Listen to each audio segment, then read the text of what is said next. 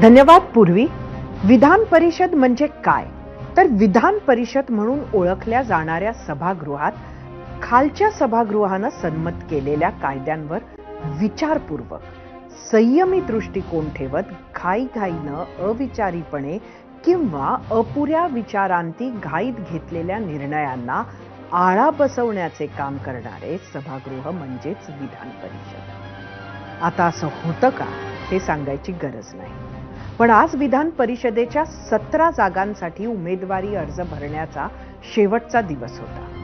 असं असलं तरी राजकीय नाट्य मात्र संपलंय असं म्हणता येणार नाही. सुरुवात करूयात राष्ट्रवादी काँग्रेसनं. सुनील टिंगरे फॉर्म वापस घेऊ अथवा नाही, काहीही झालं तरी एकंदरीत प्रॉक्सी नेतृत्वाच्या जाळ्यात अडकलेल्या ह्या पक्षात आजच्या घडामोडी ह्या बंडखोरीची पहिली ठिणगी ठरू शकतात. महायुतीतील शिवसेना बघितली तर शिंदेंनी मात्र गिव्ह अँड टेकचे राजकीय पत्ते नीट खेळलेले दिसत आहेत. जिथं मेजॉरिटी नाही तिथेही त्यांना उमेदवारी मिळाली आहे आणि अनेक दिवसांपासून रायगडच्या पालकमंत्री पदाची इच्छा असणाऱ्या आपल्या नेत्यांना, कार्यकर्त्यांना खुश करण्याची संधी सुद्धा त्यांनी मिळवली आहे. दुसरीकडे उबाठात काहीतरी पडद्यामागे होतंय का हा प्रश्न विचारावासा वाटतो. कारण निवडणुकीच्या पार्श्वभूमीवर नेहमीच्या तुलनेत पक्षाच्या आत जरा जास्तच शांतता वाटत होती.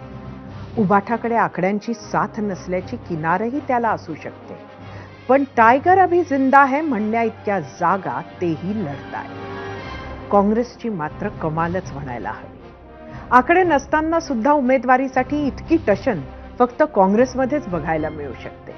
पण हेच कुठेतरी विपरीत परिस्थितीत सुद्धा कार्यकर्ता जिवंत ठेवतात. उरला भाजप. निवडणुकीत प्रचंड यश मिळवलेल्या भाजपाला युती धर्म म्हणून जास्त आकडे असताना सुद्धा 3 जागा मित्रपक्षासाठी, शिंदेंसाठी सोडाव्या लागल्या. कधी काळी शिवसेनेचा छोटा भाऊ म्हणून वावरणाऱ्या भाजपानं 2014 मध्येच निवडणुकीत शिवसेनेची साथ सोडून स्वतंत्र लढून जास्त जागा घेत मोठेपण मिळवलं होतं. आता परत इतका मोठा झालाय पक्ष की मित्र पक्षांना जर सोबत ठेवायचं असेल तर आपल्याच जागा सोडाव्या लागतायत. त्यामुळे आजचे गणित हे परत एकदा 2014 सारखंच भाजपानं स्वतंत्र लढण्याची नांदी असू शकतं का?